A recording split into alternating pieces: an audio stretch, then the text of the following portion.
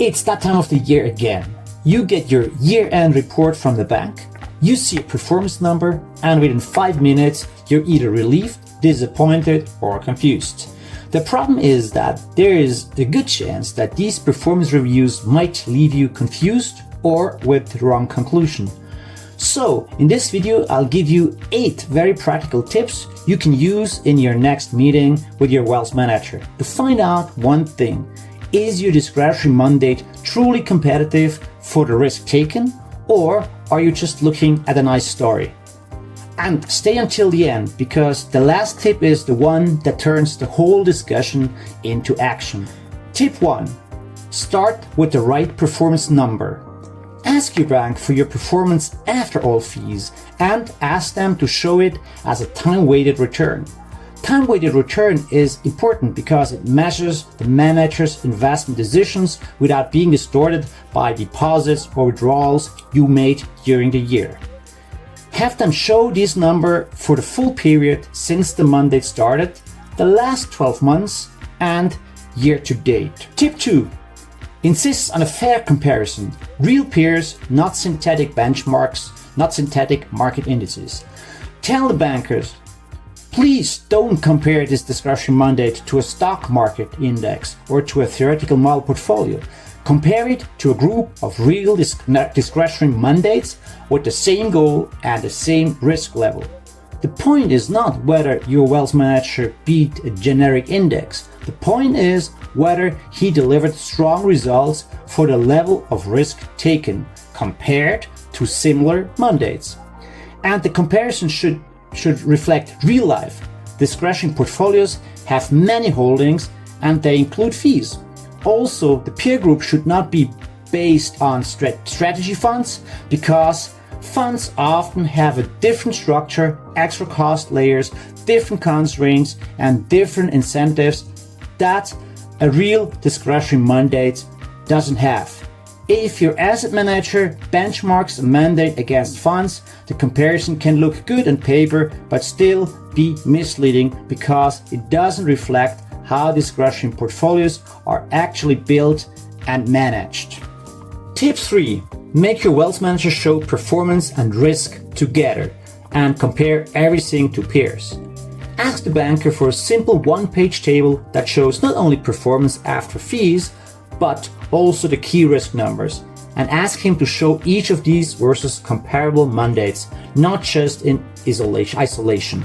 The table should include net performance, volatility, maximum drawdown, worst month or worst quarter, and how long it took to recover after a drawdown.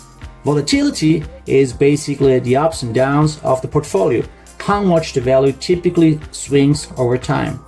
2 mandates can end with a similar return, but one can be a smooth ride and then the other can be a roller coaster. That's why the real question is not only what return did your wealth manager achieve, but what return did he achieve for the risk taken compared to peers. Tip 4.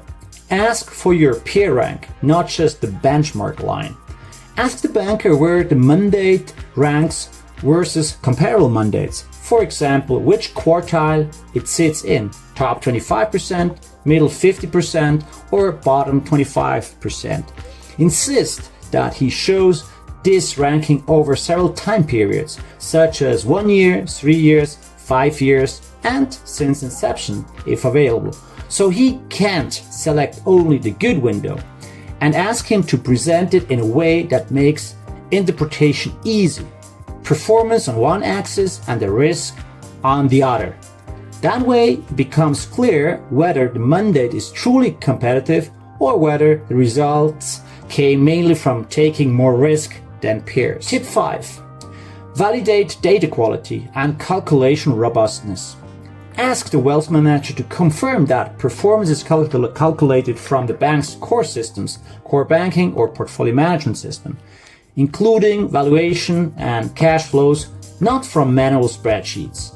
And even better, ask whether performance and the peer comparison can be calculated or at least validated by a neutral third party, because that reduces the risk of presentation bias and makes the numbers more trustworthy.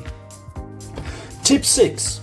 Use rolling periods to avoid being fooled by one good year or one good quarter.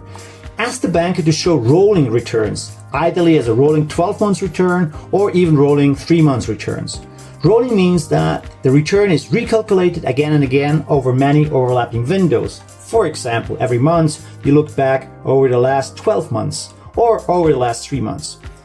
This matters because a single calendar year or a single quarter can look great just because the start and or the end dates were lucky. If he only shows one selected period, it's easy to hide weak phases that sit just outside the window. Rolling periods make cherry picking much harder. Then ask 2 simple questions. How often was this Monday better than peers across these rolling periods? And in difficult markets, did your banker protect capital better than peers? Tip 7.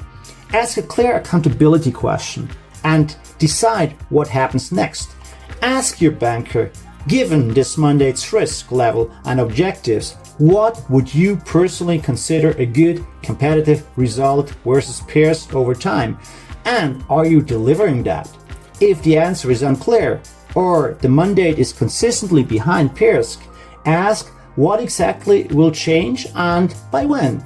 This turns the discussion from nice explanations into a measurable commitment. Tip 8. End with a concrete improvement plan or a clear decision. If the mandate is below the peer median, don't end the meeting with explanations. Ask the banker for a clear plan with just 2 or 3 concrete changes that can realistically improve results versus comparable mandates. For example, he can adjust the risk budget, reduce product implementation costs, tighten the equity range with clearer ceilings and floors, or improve the hedging rules. Then set a fixed review date, for example in 90 days, and make sure that the progress will be evaluated using the exact same peer comparison and the same performance and risk metrics. If there is no measurable improvement by that date, make it clear that you will consider changing the mandate setup or the provider.